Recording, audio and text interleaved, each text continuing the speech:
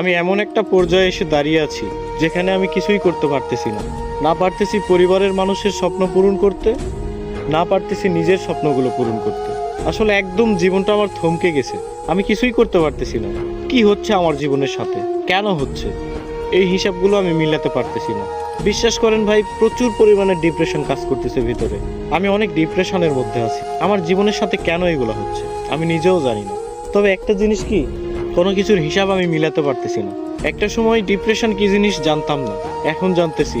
তবে একটা কথা মাথায় রাখবেন, ডিপ্রেশন বিভিন্ন ধরনের হয়।